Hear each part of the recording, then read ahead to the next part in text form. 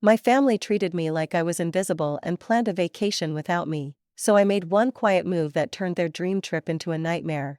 My name is Amber Sullivan, and at 28 years old, I grew up in a modest suburban home in Milwaukee, Wisconsin, with my parents, older brother Travis, and younger sister Ashley. From my earliest memories, I sensed something was different about how my parents treated me compared to my siblings.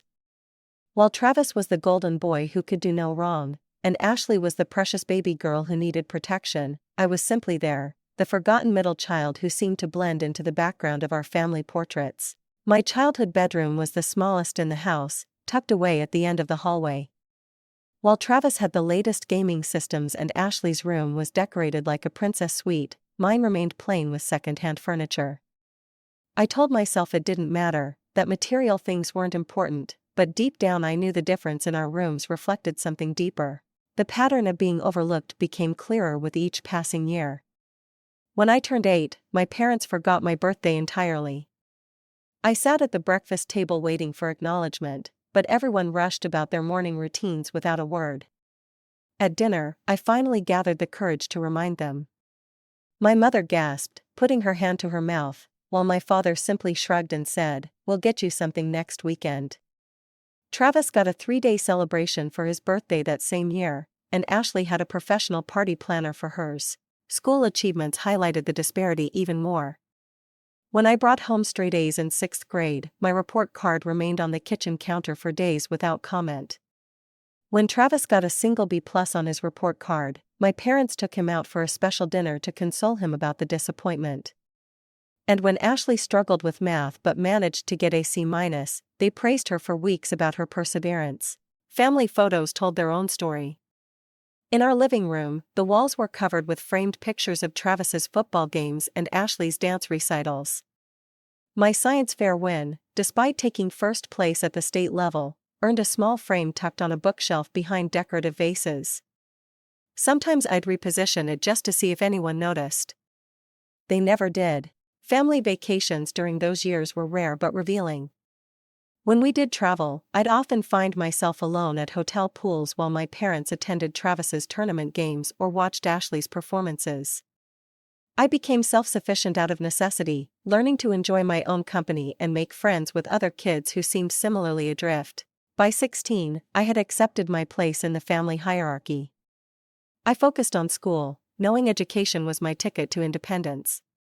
While my parents paid for Travis's college visits to prestigious universities and started saving for Ashley's future dance academy, I researched scholarships and worked part-time at a local pharmacy, squirreling away every dollar I could. At 18, I moved out to attend nursing school in Chicago. My parents seemed almost relieved to have one less child to worry about. They helped Travis move into his dorm with a new laptop, television, and enough spending money to last the semester. My departure consisted of borrowing a neighbor's pickup truck and having my best friend Jordan help me move my few belongings. My parents were too busy that weekend with Ashley's dance competition. Nursing school was brutally difficult without family support. I worked night shifts at a convenience store, studied during breaks, and lived on ramen noodles and coffee. Meanwhile, Travis dropped out of college after 2 years, but continued receiving financial support to find himself. Ashley attended an expensive private art school where she changed majors 3 times, with my parents covering every cost without complaint. Despite everything, I graduated with honors and secured a position as a pediatric nurse at Chicago Memorial Hospital. The day I got hired, I called home with the news. My mother said, "That's nice, dear," before quickly changing the subject to Ashley's latest performance. It stung, but I was used to it. I established my life in Chicago, creating a small but comfortable 1-bedroom apartment filled with second-hand furniture and plants. I made friends with coworkers and kept in touch with Jordan, who had moved to Indianapolis but remained my strongest supporter. I dated occasionally but found it difficult to trust people enough to let them get close. Years of family dynamics had taught me that love was conditional, based on some mysterious criteria I could never seem to meet. Over the years, I maintained contact with my family despite the pain, monthly phone calls with my mother, occasional text exchanges with Ashley, and obligatory holiday visits when I could get the time off. Each interaction left me emotionally drained, but hopeful that someday things might change. I kept trying to prove my worth, sending thoughtful birthday gifts and remembering important events in their lives, even when they forgot mine. Last year, I decided to make a more concerted effort to heal our relationship. I sent cards for no reason, called more frequently, and even drove home for weekend visits when my schedule allowed. My efforts were met with the same polite indifference I'd grown accustomed to, but I persisted. I thought if I just tried hard enough, showed enough love, eventually they would see me. Then came the Instagram post that changed everything. It was a Tuesday evening in March when I was scrolling through Instagram during my break at the hospital. Ashley had posted a selfie with the caption, 60 days until Hawaii with the fam. Shopping for new bikinis today. Hashtag family vacation, hashtag Hawaii, hashtag can't waitoscape. I stared at the phone, my coffee growing cold beside me. Hawaii? A family vacation? Why hadn't anyone mentioned this to me? My first thought was that perhaps it had slipped their minds to invite me, as had happened with smaller family gatherings in the past. I quickly typed a comment, "This looks amazing. I didn't know about this trip. Fill me in on the details." Ashley responded almost immediately with a vague, "Oh, it's been in the works for a while. Talk to mom and dad." Something about her response felt off, but I pushed the feeling aside. A family vacation to Hawaii sounded incredible, especially after the grueling winter we'd had in Chicago. I hadn't taken a real vacation in 3 years, too busy establishing my career and paying off student loans. The thought of warm beaches and family time filled me with unexpected excitement. That night, I reviewed my finances. I had been saving for a new couch, but that could wait. Between my regular savings and the small bonus I'd received for working holiday shifts, I could afford the trip if I was careful. I immediately began researching Hawaii, staying up until 2 in the morning, looking at activities in Maui, which I'd gathered was their destination from Ashley's subsequent posts. The next morning, I requested time off work, explaining to my supervisor that a family vacation had been planned. Susan, my supervisor, seemed pleased. "It's about time you took a break, Amber. You've covered everyone else's holidays for years." With the time off approved, I felt committed. I created a detailed budget for the trip and started setting aside a portion of each paycheck. I even picked up 2 extra weekend shifts to add to my Hawaii fund. The thought of this trip became a bright spot during long hospital shifts and lonely evenings. I went shopping for the first time in months, buying 2 new swimsuits, sandals, and a sun hat. I even splurged on a waterproof case for my phone to take underwater photos.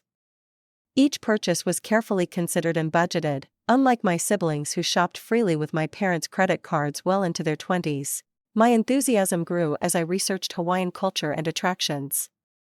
I created a document titled Hawaii Family Trip Ideas with suggestions for activities everyone might enjoy. I found a luau that got excellent reviews, a family-friendly hiking tour of a volcanic national park, and a sunset dinner cruise that would be perfect for my parents' upcoming anniversary. I even researched restaurants that would accommodate Ashley's ever-changing dietary restrictions. 2 weeks after discovering the trip, I called my mother for our usual Sunday chat. I waited until the end of the conversation to bring it up casually. "So, I saw Ashley's post about Hawaii. It sounds wonderful." There was a pause on the line. "Oh, yes. We're quite looking forward to it. I've already requested time off work. Do you know which resort you're staying at? I want to make sure I book the same place." Another pause, longer this time. "Oh, Amber, I'm not sure that's." "Well, we've had these plans for some time. It's a bit complicated with the reservations." Her evasive response set off alarm bells, but I pressed on. "That's no problem. I'm happy to book separately and meet you there. What are your exact dates?" "I'll have to check with your father. He handled all the arrangements." "Why don't you talk to him directly?" Now, I was certain something was wrong. My mother never suggested I speak with my father about logistics. She was the family planner, the one who coordinated everything. I agreed to call him, a knot forming in my stomach. I waited until the next evening to call my father, rehearsing what I would say. I wanted to sound casual, not accusatory. When he answered, his voice had the same distracted tone it always did when I called, as if I was interrupting something more important. Dad, I'm calling about the Hawaii trip. I've taken time off work and saved up, but I need the exact dates and resort information to finalize my booking. The silence that followed seemed to stretch for an eternity. Then came the sound I least expected, laughter. My father was laughing. You're not serious, are you? This trip is for family only. His words hit me like a physical blow. But I am family, I said, my voice suddenly small. You know what I mean, Amber. This is for your mother, me, Travis, his wife, and Ashley. It's been planned for months. You were never invited. I struggled to find words, but why wouldn't I be invited to a family vacation? He sighed, impatience evident in his tone. Look, we can't always include everyone in everything. You're busy with your job in Chicago. You have your own life there. This trip is for the family members who are actually involved in our daily lives. I try to be involved, I protested, hating the pleading quality in my voice. I call. I visit whenever I can. It's not the same. And you know it.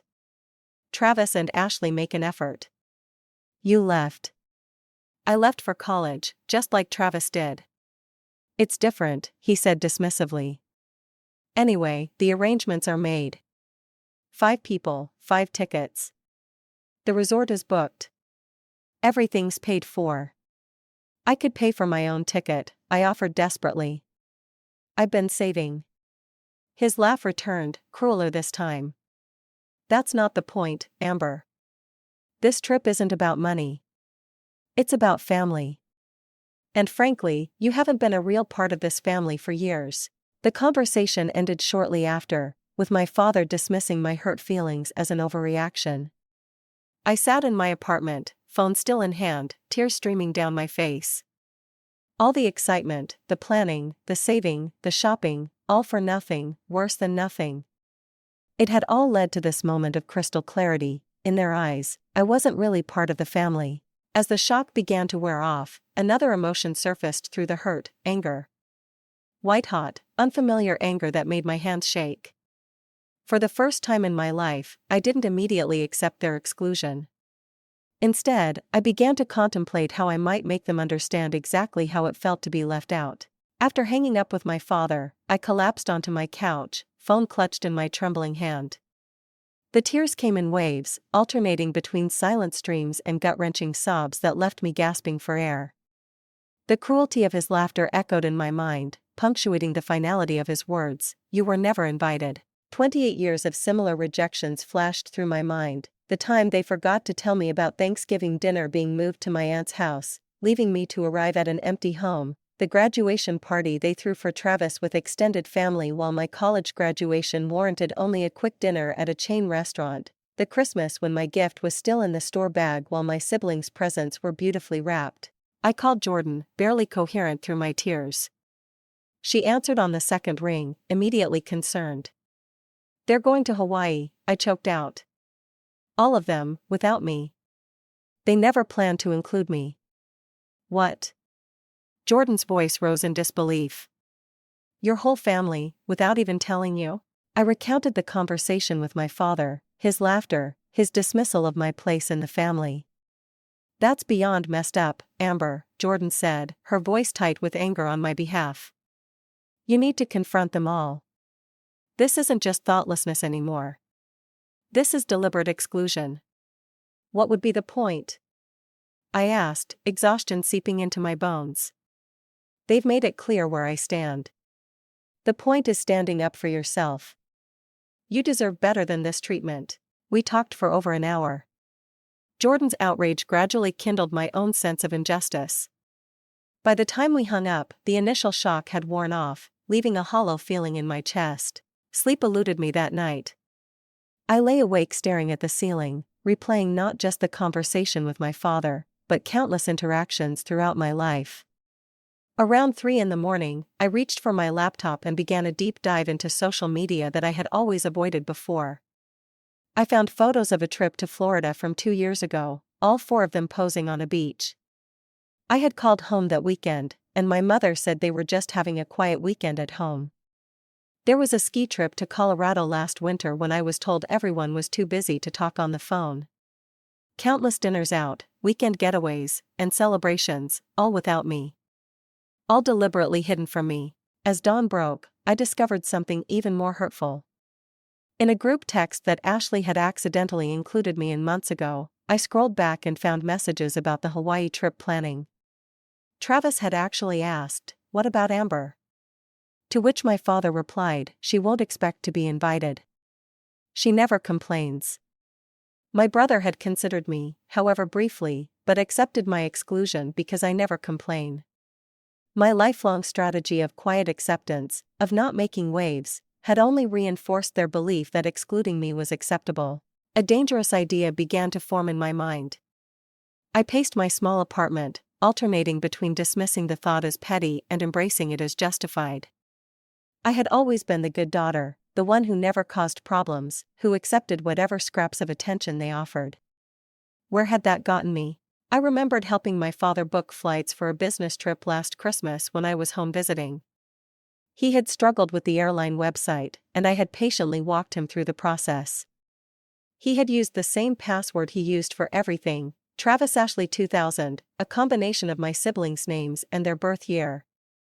I had noticed at the time, but said nothing about the obvious omission of my name. With trembling fingers, I opened my laptop again and navigated to the airline website. I hesitated at the login screen, my conscience battling with my hurt. Was I really considering this? I had never done anything remotely vengeful in my life. I was the person who apologized when others bumped into me, who let people cut in line, who covered shifts for coworkers even when inconvenient. But something had broken inside me during that phone call with my father. A lifetime of being overlooked, forgotten, and now deliberately excluded had finally reached a breaking point. I typed in my father's email and the password, Travis Ashley 2000, and held my breath. It worked immediately. There they were, 5 round-trip first-class tickets to Maui, departure date May 15th. My parents, Travis and his wife Laura, and Ashley. The confirmation showed they had been booked 3 months ago, long before I had even discovered the trip was happening. My finger hovered over the Manage Booking button. I could see the total cost, $12,340 for all 5 tickets. An extravagant expense that my budget-conscious father had deemed worthwhile for everyone except me. I closed the laptop without taking action, needing time to think. I went through my shift at the hospital in a fog, narrowly avoiding medication errors twice due to my distraction. My supervisor noticed and asked if everything was okay. I blamed it on a headache and promised to be more careful. That night, I called my mother under the pretense of asking about an old family recipe. During our conversation, she mentioned they were so looking forward to getting away, but never once acknowledged the Hawaii trip specifically or my exclusion from it. The deliberate omission cemented my resolve. I set my alarm for 3 in the morning, when I knew everyone in my family would be asleep. I would have hours before anyone noticed what I had done. As I drifted off to an uneasy sleep, I felt a strange calm replace the hurt and anger. For once in my life, I was going to make my presence known by my absence. My alarm jarred me awake at 3 in the morning. For a moment, I lay disoriented in the darkness of my bedroom, the events of the past few days flooding back. I reached for my phone to silence it, then sat up, swinging my legs over the side of the bed. This was it, the moment of decision. I padded quietly to my living room, as though someone might hear me, though I lived alone. My laptop sat on the coffee table where I'd left it, closed, but waiting. I made a cup of tea first, giving myself time to reconsider. Was I really going to do this? Was I prepared for the consequences? Steam rose from my mug as I opened the laptop, the blue light harsh in my darkened apartment. I navigated to the airline website again, my heart pounding so loudly I could hear it in my ears. I entered my father's email and the password, Travis Ashley 2000, and held my breath. It still worked. The booking appeared immediately on the screen, 5 first-class tickets to Maui, departure date just 3 weeks away. I clicked on the reservation to see the full details. They were scheduled to leave from Milwaukee at 10:30 in the morning, arriving in Maui by late afternoon local time. Their return flight was 8 days later. The total cost displayed in the corner of the screen, $12,340. I scrolled through the passenger information: Richard Sullivan, Margaret Sullivan, Travis Sullivan, Laura Sullivan, Ashley Sullivan, a perfect family unit. No room for Amber Sullivan, the forgotten middle child. I took screenshots of all the reservation details, a kind of evidence of my exclusion. Then I navigated to the Manage Booking section and found the option to cancel the reservation. A warning appeared: "Are you sure you want to cancel this booking? This action cannot be undone." My finger hovered over the button. In this moment, I could choose to be the bigger person, to accept once again that my family did not value me the way I valued them. I could close the laptop, go back to bed, and continue my life as the perpetually excluded daughter, the safe choice, the expected choice. Or I could, for once, make them feel a fraction of the disappointment and exclusion I had felt my entire life. I thought of my father's laugh when I asked about joining them: "You were never invited." The casual cruelty still stung. I clicked yes, cancel reservation. A processing screen appeared. Then a confirmation: "Your reservation has been cancelled. A refund will be processed to the original form of payment within 7 to 10 business days. A strange calm washed over me. I had expected to feel triumph or satisfaction, but instead I felt oddly detached, as if watching someone else take this action. I knew the money would be refunded to my father's credit card, so they weren't losing the funds, just the trip as they had planned it. But I wasn't finished. I remembered my father mentioning they had reserved rooms at the Grand Wailea Resort. On a hunch, I tried the same login credentials on the hotel website. Again, success. I found their reservation: 2 connecting ocean view suites for 8 nights, total cost just over $11,000. Without allowing myself to reconsider, I canceled that reservation too. Finally, I checked for rental car reservations. I tried the 3 major companies before finding their booking with Hertz, a luxury SUV for the duration of their stay. Another $2,000 canceled. In less than 30 minutes, I had dismantled the entire vacation they had spent months planning, the vacation they had deliberately hidden from me, the vacation that symbolized my exclusion from the family. I logged out of all the accounts, cleared my browser history, and shut down my laptop. It was 3:45 in the morning. My tea had gone cold, untouched. I carried the mug to the kitchen, poured it down the drain, and returned to bed. Sleep didn't come. I lay awake, alternating between vindication and panic. What had I done? Would there be legal consequences? Would this finally sever whatever tenuous connection I still had with my family? Did it matter if they never wanted me anyway? By 6:30, I gave up on sleep and got ready for my shift at the hospital. I turned my phone to silent before leaving, not ready to face the fallout that would inevitably come once they discovered what I had done. I focused intently on my pediatric patients that day, finding solace in caring for others when my own emotional state was in such turmoil. Checking vitals, administering medications, comforting anxious parents, the familiar routine was grounding. 7-year-old Zach with his broken leg made me laugh with his elaborate stories. 14-year-old Mia, recovering from appendicitis, asked me to help with her math homework. 4-year-old Ella, battling leukemia, wanted me to read her favorite book for the 100th time. These children and their needs anchored me through the storm I knew was brewing. My phone, silenced but visible in my pocket, began lighting up around 11 in the morning, texts, calls, voicemails, all from family members. I ignored them all, focusing instead on tiny Lucas, who needed his breathing treatment.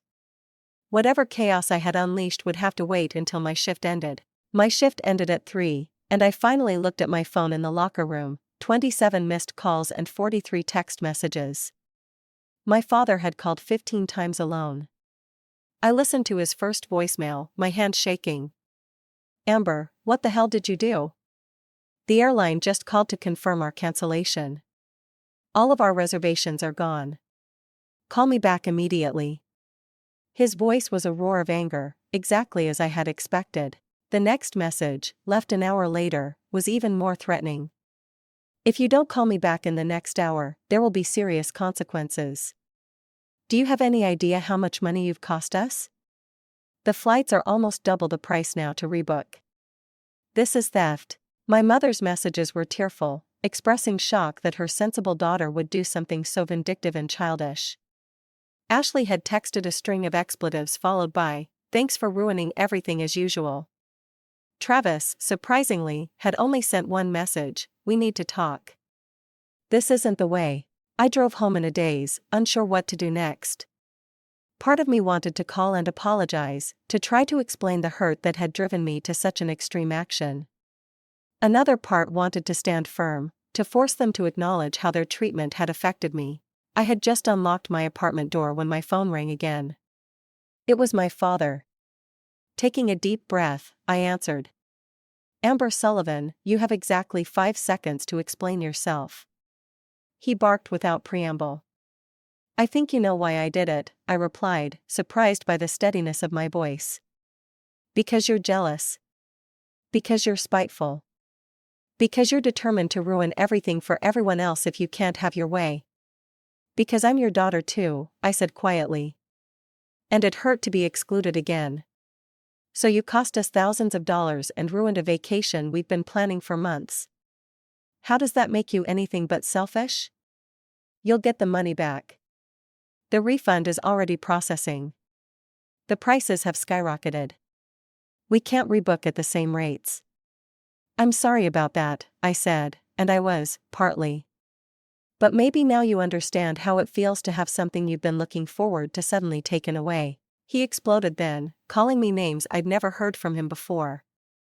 I held the phone away from my ear, letting his rage wash over me without penetrating.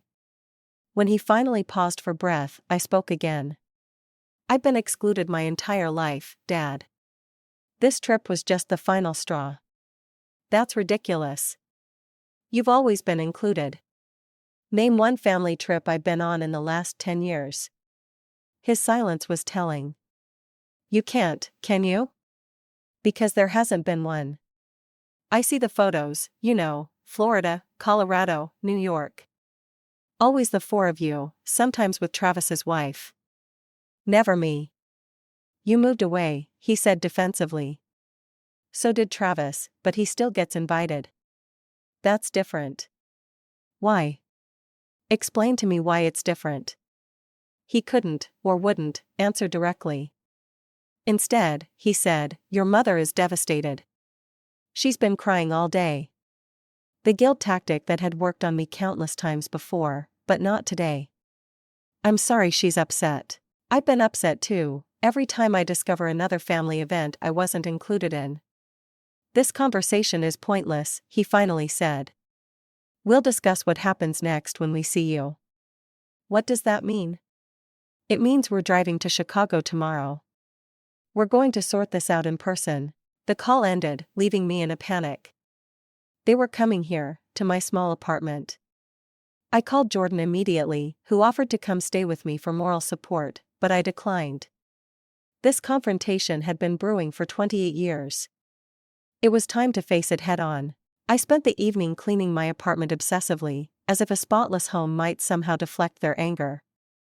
I rehearsed what I would say, trying to find words that would make them understand the lifetime of hurt behind my actions. They arrived at 11 the next morning, all 4 of them, my parents, Travis, and Ashley. They had left Travis's wife, Laura, at home, perhaps sensing this needed to be immediate family only. I buzzed them in, standing nervously by my open door as they trudged up the stairs. My father entered first, his face red with barely contained fury. My mother followed, eyes swollen from crying. Travis looked uncomfortable, while Ashley glared at me with open hostility. "Please come in," I said formally, as if they were strangers. In many ways, they were. They filed into my living room, my father and Ashley sitting on the couch, my mother taking the armchair, and Travis choosing to stand by the window. I remained standing as well, feeling oddly like I was on trial. "Explain yourself," my father demanded without preamble. I took a deep breath. I think my actions made my feelings pretty clear. Being excluded from the family vacation hurt me deeply. So you decided to ruin it for everyone, Ashley snapped. I decided to make you understand how it feels to be left out, I corrected. To have something you're looking forward to suddenly taken away. That's not the same thing at all, my mother protested. You weren't having something taken away because you were never part of the plans. Her words, though not intended to be cruel, cut deeper than anything else could have. She had just confirmed exactly what I had felt. I was never part of their plans, never considered, never included. That's exactly my point, I said quietly. I'm never part of the plans. I'm never considered. Do you have any idea what that feels like, to know your family actively decides to exclude you? You're being dramatic, my father dismissed. We don't exclude you. Really? I walked to my laptop and opened it, turning the screen to show them. These are screenshots of family events I wasn't invited to over the past 5 years: Thanksgiving at Aunt Judith's, Travis's promotion celebration, Ashley's gallery opening, the trip to Florida, the ski vacation in Colorado, Christmas 2 years ago when you told me everyone was too sick for visitors but somehow managed to host 20 people for dinner, according to the photos Uncle Rob posted. They stared at the screen in silence. You've been stalking our social media? Ashley asked, finding the least relevant detail to focus on. I've been seeing the evidence of my exclusion, I corrected, and trying to understand why my own family doesn't want me around. That's not fair, my mother protested weakly. We've always loved you. Love isn't just a feeling, Mom. It's actions, it's inclusion, it's consideration. When's the last time any of you asked about my life, my job, my friends, my dreams? When's the last time you visited me here? The silence was damning. You've never seen my apartment before today, have you? I've lived here for 3 years. Travis shifted uncomfortably. Maybe we have been thoughtless, he admitted, the first acknowledgement from any of them. My father shot him a look of betrayal. Don't you start. She sabotaged our family vacation out of spite. She accessed my private accounts without permission. That's practically illegal. Is it? I asked calmly. You gave me your password last Christmas. I didn't hack anything. You knew damn well you weren't authorized to cancel our reservations. And you knew damn well how much it would hurt me to be the only family member excluded from the trip. Ashley stood up suddenly. This is getting us nowhere. The real question is, what are you going to do to fix this? We've lost thousands of dollars because of you. I looked at her steadily. I'm not going to fix it. The money will be refunded to Dad's credit card. If you want to rebook, that's up to you. You selfish, she spat. Ashley, my mother gasped. No, Mom. She needs to hear it. She's always been jealous of me and Travis. Always playing the victim. Poor Amber, so overlooked, so mistreated. It's pathetic. Her words hit hard, but I refused to show it. Is that really how you see me? As jealous and pathetic? What else would you call this? My father demanded, gesturing around as if my entire life was a disappointment. I call it finally standing up for myself after a lifetime of being treated as an afterthought. If you felt that way, you should have said something, my mother said. Would it have made a difference? Would you have included me in the Hawaii trip if I had asked directly? The silence gave me my answer. That's what I thought. You've made it very clear where I stand in this family. I'm not going to apologize for finally making you feel a fraction of the exclusion I felt my entire life. My father stood abruptly. This is ridiculous. We're leaving. Don't expect to hear from us anytime soon. Richard, my mother protested weakly, but she stood as well. No, Margaret, she's made her choice. If she wants to cut herself off from this family, so be it. I couldn't help but laugh, the sound startling all of them. Cut myself off? You can't exclude me more than you already have. That's the whole point. Ashley grabbed her purse and headed for the door. Have a nice life, Amber. Don't bother coming home for Christmas. Travis lingered after my parents followed Ashley out. This isn't right, he said quietly. Any of it. No, it's not, I agreed, unsure if he meant my actions or their treatment of me. I'll talk to them, he promised before leaving as well. The moment the door closed behind them, my knees gave out. I sank to the floor, tears flowing freely for the first time since they had arrived. The confrontation had gone exactly as expected, and nothing like I had hoped. There had been no moment of realization on their part, no acknowledgement of the pain they had caused, no apology or promise to do better, just anger, blame, and ultimately dismissal. A knock at the door startled me. For a wild moment, I thought perhaps one of them had returned to reconcile. Instead, I opened it to find my neighbor, Mrs. Chen, looking concerned. "I heard shouting," she said. "Are you all right, dear?" I wiped at my tears. "Family drama," I explained weakly. She nodded knowingly. "Family can hurt us more than anyone else because we expect more from them. Come have tea when you're ready. Sometimes an outside perspective helps." I thanked her and closed the door, touched by the kindness of a near stranger when my own family had shown so little. Perhaps family wasn't just about blood, after all. The day after my family's confrontational visit, I returned to work in a fog of emotional exhaustion. I went through the motions of checking vitals, administering medications, and updating charts, but my mind kept replaying the harsh words exchanged in my apartment. My supervisor, Susan, noticed my distraction during our morning huddle. "Amber, are you okay? You seem off today." "Just some family issues," I replied vaguely. She squeezed my shoulder. "Take your lunch break on time today. No skipping. You need to take care of yourself too." I nodded gratefully and tried to focus on my patients. 7-year-old Zach with the broken leg was being discharged, and his excitement was contagious. 14-year-old Mia had finally turned a corner with her appendicitis recovery. Little Ella wanted me to read her favorite book again. Their needs anchored me throughout the morning. During my lunch break, I checked my phone for the first time since starting my shift. Among the usual notifications was a voicemail from an unfamiliar number. I listened with growing alarm. "Miss Sullivan, this is Howard Brennan from Brennan Legal Services.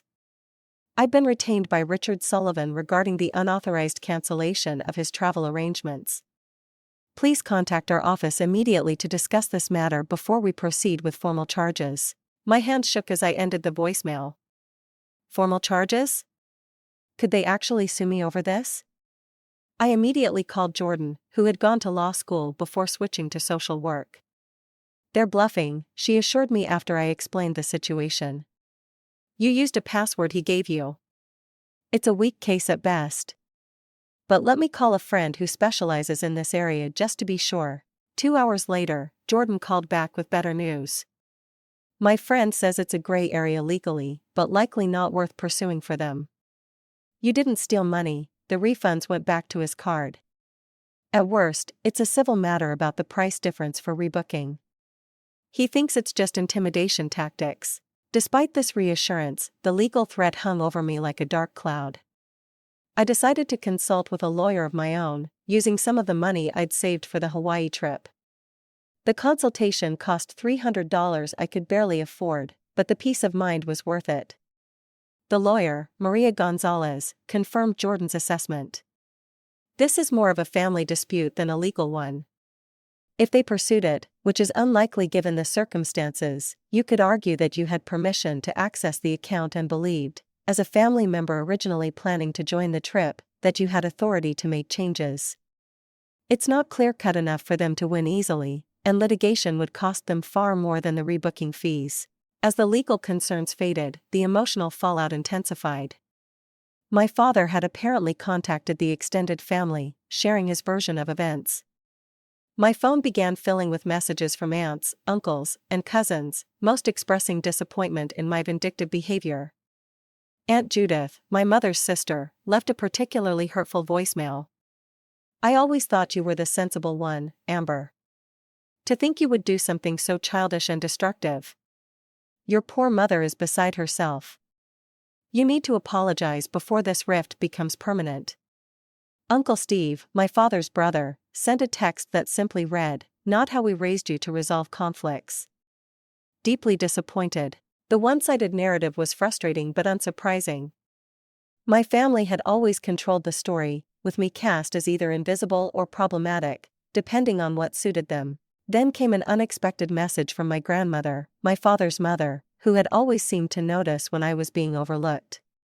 "Amber, dear, I don't know exactly what happened, but I know there are always two sides to every story. Call me when you're ready to talk. I love you." Her message brought fresh tears.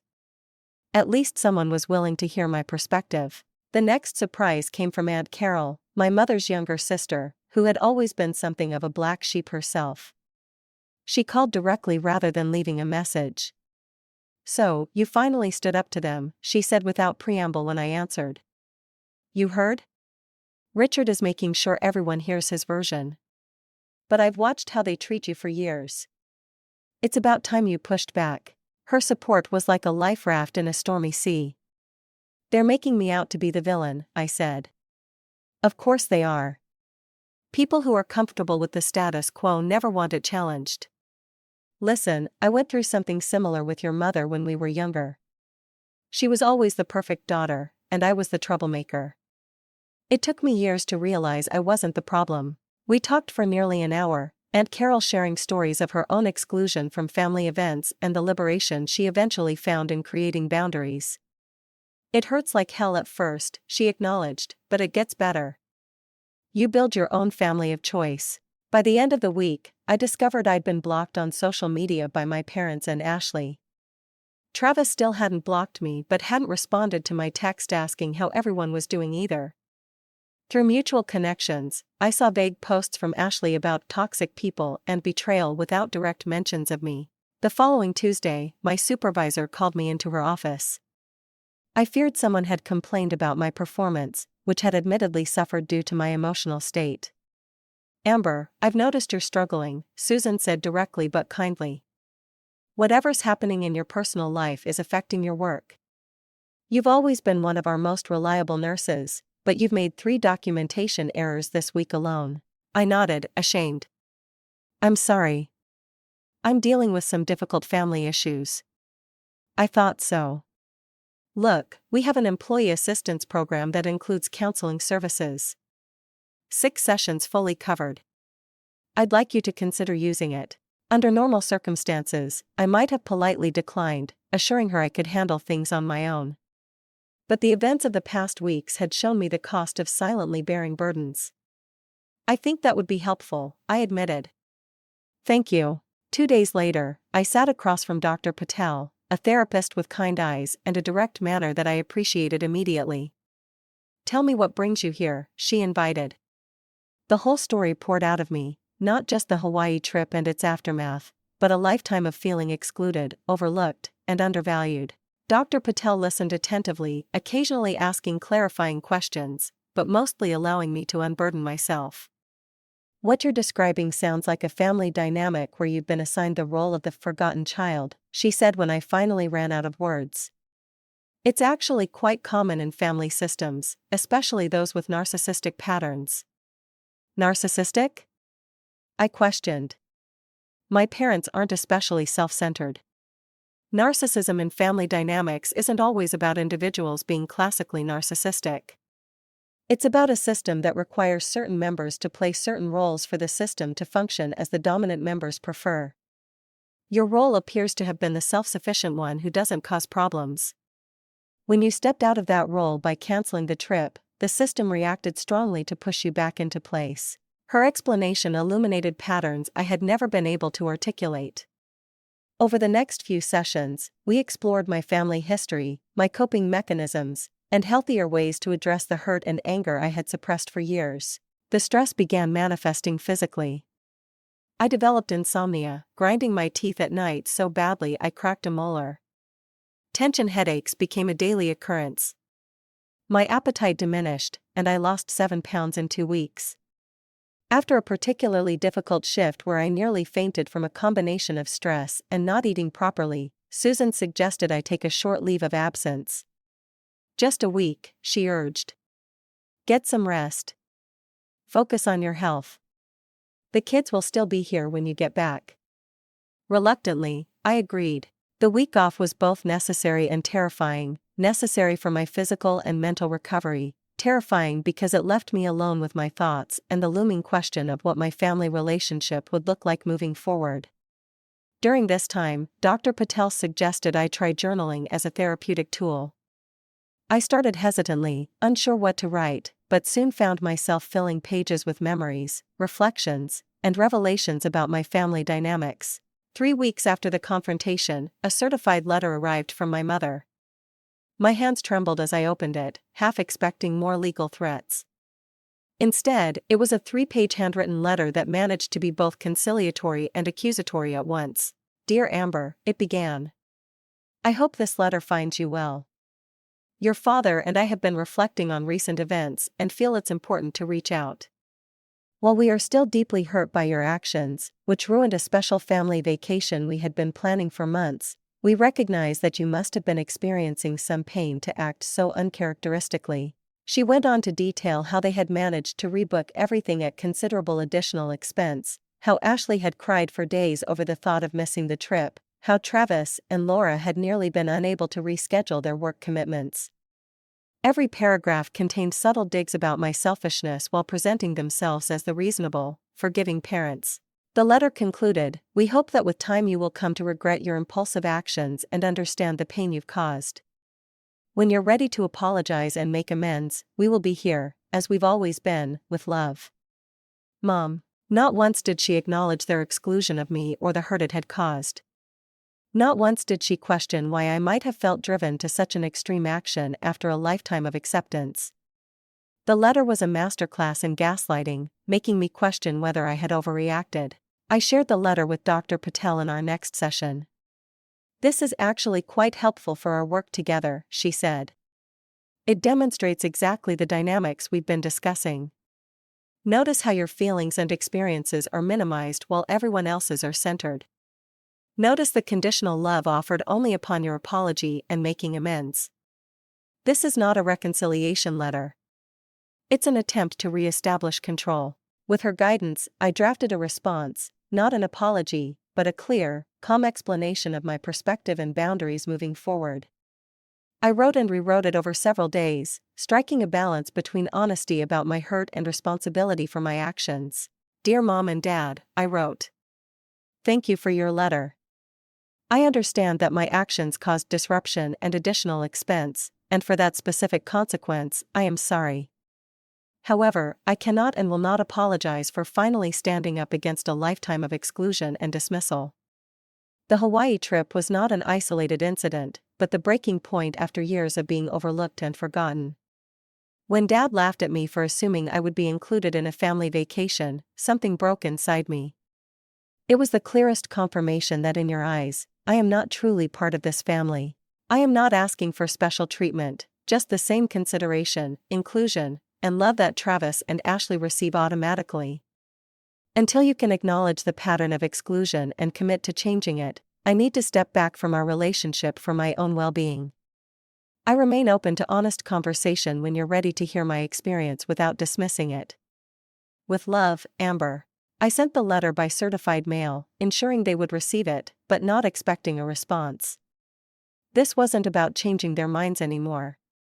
It was about standing in my truth and establishing boundaries I should have set years ago. No response came. The silence was both painful and clarifying. 3 months passed since I canceled my family's Hawaiian vacation, 3 months of therapy, journaling difficult emotions, and gradual healing. The seasons had changed from spring to summer, and I had changed too. I still had mixed feelings about how I had handled the situation. The method had been impulsive and perhaps extreme, but the underlying need to finally stand up for myself had been legitimate. Dr. Patel helped me understand that perfect responses rarely exist in imperfect relationships. Healing isn't about doing everything right, she told me during one of our sessions. It's about learning from each experience and making choices that honor your worth going forward. My weekly therapy sessions had become an anchor, helping me process not just the immediate conflict, but decades of accumulated hurt. I learned to recognize patterns in my other relationships where I devalued myself, always putting others' needs before my own, never expecting equal consideration. I began building what Dr. Patel called my chosen family. Friends who valued my presence, who included me naturally in their plans, who checked in without being prompted. Jordan remained my strongest supporter, visiting from Indianapolis for a weekend and filling my apartment with laughter for the first time in months. Coworkers who had initially been just friendly acquaintances became genuine friends as I allowed myself to be more authentic and vulnerable. Mrs. Chen, my elderly neighbor who had comforted me after the confrontation with my family, invited me for tea regularly, sharing wisdom from her own family conflicts decades earlier. "The blood of the covenant is thicker than the water of the womb," she told me, explaining that the original meaning of the commonly misquoted phrase actually emphasized that chosen bonds can be stronger than those we're born into. My parents maintained their silence. I had not heard from them since sending my boundary-setting letter. Ashley remained equally distant. Travis, however, surprised me with a text message on my birthday in July. "Happy birthday, Amber. Been thinking about you. Hope you're doing okay." It wasn't much, but it was something. I responded with a simple thank you, not ready to dive back into family dynamics, but leaving the door cracked open for possible future communication. 2 weeks later, my phone rang with Ashley's number. I stared at it in disbelief before answering cautiously. "Hello." "Hey." Her voice sounded unusually subdued. "Do you have a minute to talk?" "I do," I said, bracing myself for more accusations. "So, we went to Hawaii," she said after an awkward pause. "Rebooked everything. I'm glad you were able to go." Another pause. It was weird. Like, there was this elephant in the room the whole time. Mom kept getting teary over random things. Dad was on edge. Travis and Laura kept exchanging these looks whenever anyone mentioned you, which was basically never, but you were still there somehow, you know. I wasn't sure how to respond, so I just listened. "Anyway," she continued, "I've been thinking about what you said about always being excluded, and I started looking back at old photos and stuff, and I don't know, maybe you weren't making it all up." It was the closest thing to an acknowledgement I had received from any of them. "I wasn't making it up, Ashley. It's been my reality for as long as I can remember." "Yeah, well," she cleared her throat. "I'm not saying what you did was okay. It was still a crappy move. I know it was extreme," I conceded, "but nothing else had ever gotten through. Maybe." Another long pause. "Mom and Dad are still really mad." I figured as much. "They might come around eventually, or not. They're pretty stubborn." "Yes, they are. Anyway, I just wanted to. I don't know. Check if you're okay, I guess." The conversation ended awkwardly, but without hostility. It wasn't reconciliation, but it was a small crack in the wall that had formed between us. As August approached, I made a decision that surprised even me. I would use the money I had saved for the family Hawaii trip to take myself to Hawaii instead, not out of spite or as a statement, but as an act of self-care and reclamation. I booked a modest room at a smaller resort on Maui, arranged for time off work, and for once didn't second-guess whether I deserved this investment in myself. The trip would be completely different from what I had originally envisioned. No family dynamics to navigate, no trying to fit into plans made without my input, just me exploring at my own pace, following my own interests. The morning of my departure arrived, and I felt a lightness I hadn't experienced in years. I had left my contact information with Susan at work in case of emergencies, but had otherwise disconnected. This time was for me alone. Maui was more beautiful than I had imagined. The air was fragrant with tropical flowers, the ocean a blue so vivid it seemed unreal, the sunsets painting the sky in colors I had never seen in Chicago. I spent mornings hiking to waterfalls, afternoons reading on the beach, and evenings trying local cuisine at small restaurants away from the tourist centers. On my third day, I joined a beach yoga class and met Leilani, a local instructor who invited me to join a group of women for dinner that evening. They welcomed me warmly, asking about my solo journey to Hawaii, sharing their own stories of travel and self-discovery. For the first time, I told the story of my family conflict without shame or qualification, simply as part of my journey. Sometimes the hardest boundaries to set are with the people who should love us the most, said Kathy, a retired teacher in the group. But they're also the most important. By the time I left Maui a week later, I had a dozen new connections on social media, including Leilani, who insisted I come back for her retreat the following year. I had photographs of myself smiling genuinely against breathtaking backgrounds, looking relaxed and happy. Not a single picture was forced or taken to prove anything to anyone else. On my last evening, I sat alone on the beach, watching the sunset. The sky blazed orange and pink, the sun a perfect golden sphere sinking into the horizon. I thought about how far I had come, not just the physical distance to Hawaii, but the emotional journey of the past months. The old Amber would have continued accepting exclusion, swallowing hurt, making herself smaller to fit the role assigned by her family. The new Amber recognized her worth and insisted on being treated accordingly. The path forward wasn't perfectly clear, but for the first time it was truly mine to choose. Back in Chicago, I returned to work with renewed energy and focus. My patients noticed the change, with teenage Mia commenting, "You seem happier, Nurse Amber, like glowy or something." I shared selected photos from my trip with coworkers who expressed genuine interest. Susan remarked on the transformation. "Whatever you did in Hawaii, it worked. You look like a weight has been lifted." It has been, I agreed. I finally stopped carrying everyone else's expectations and judgments. I sent Travis a brief text letting him know I was back from Hawaii, with a beach photo attached. His response came quickly, "Looks amazing. Glad you got to experience it too. Let's talk soon." A tentative bridge, but a bridge nonetheless. My parents remained silent, but the sting of their absence had dulled considerably. Dr. Patel helped me understand that their reaction was more about their inability to face their own behavior than about my worth as their daughter. "You can't control whether they ever acknowledge their role in this dynamic," she reminded me. "You can only control your responses and boundaries going forward." In the months that followed, I continued building my life intentionally rather than reactively. I joined a community garden, started taking photography classes, and volunteered at a children's hospital program. I created routines that nourished me and connections that valued me exactly as I was. The family story wasn't finished, perhaps it never would be, but it was no longer the only story defining my life. I had become the author of my own narrative, writing new chapters filled with chosen family, meaningful work, and authentic joy. Looking back at the desperate act that had catalyzed this transformation, I felt neither pride nor regret, just acceptance that it had been part of my necessary journey.